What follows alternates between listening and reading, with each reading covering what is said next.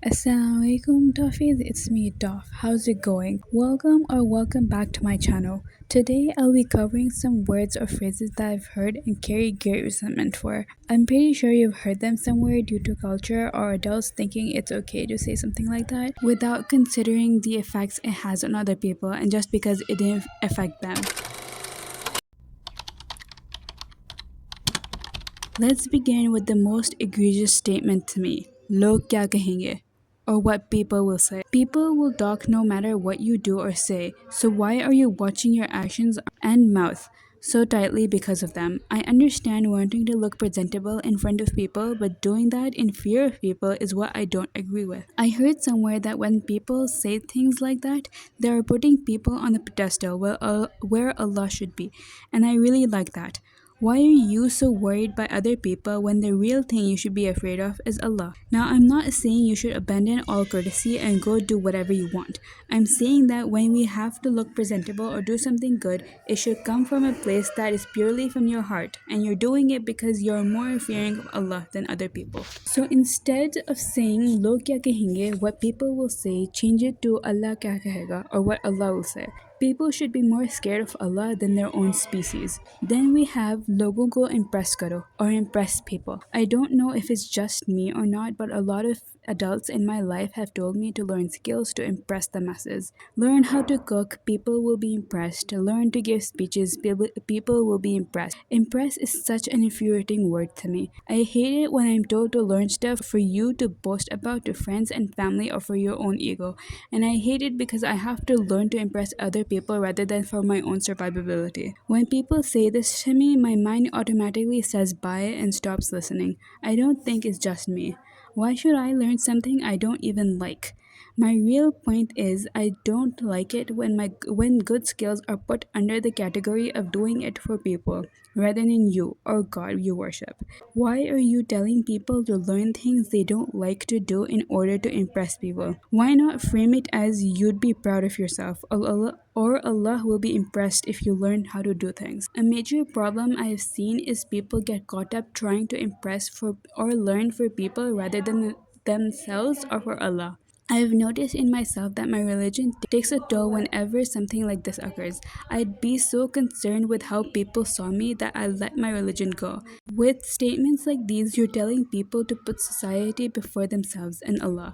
Why do you have to lose yourself in order to impress other people? Why go up and beyond for someone who will just demand more?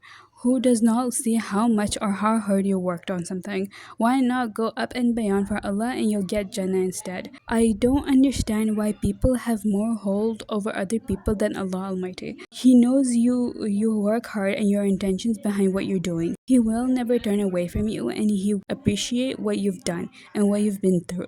I also want to talk about how it affects people trying to be the best in people's eyes and those who are constantly compared to them. It's not good.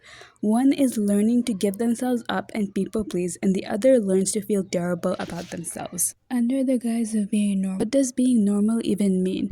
There's nothing standard about us as human beings. Everyone is so different from each other that a standard or generalization cannot be made upon any generation, gender, or set of people. I don't like being in crowds of people hoping to learn something. You can't tell me to be normal. What does that even mean? I can't go up to a person to say hello. Don't tell me to be normal. Why is it that I have to lose myself to be someone who I'm not under the guise of being normal?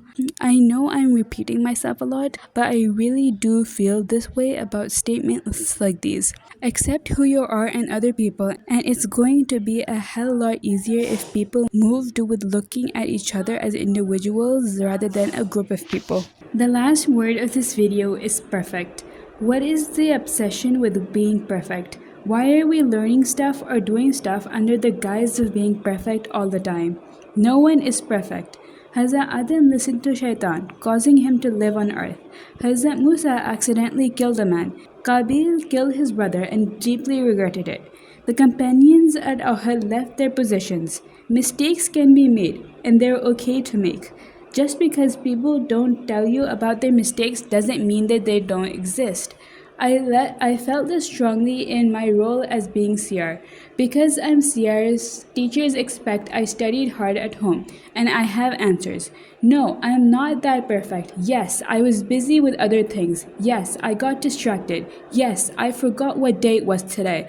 Why do my dishes need to be perfect? Why do my skills need to be perfect? I understand learning to be better at something, but why under the guise of perfectionism? Why under the category of not ever making mistake? Now I don't mean leave everything and be as you are. No, I want people to be able to be comfortable in their own skin and learn and make advances, not because society might be impressed or ask yourself to be like everybody else or perfect.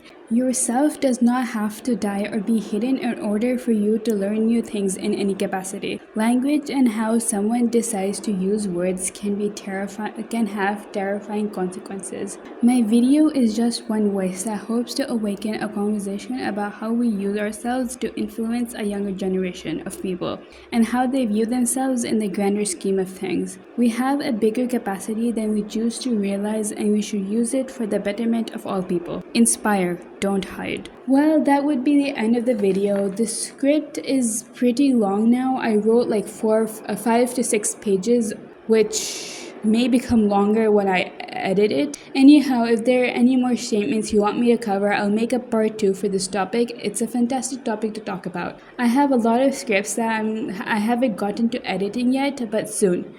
See you all in the next video.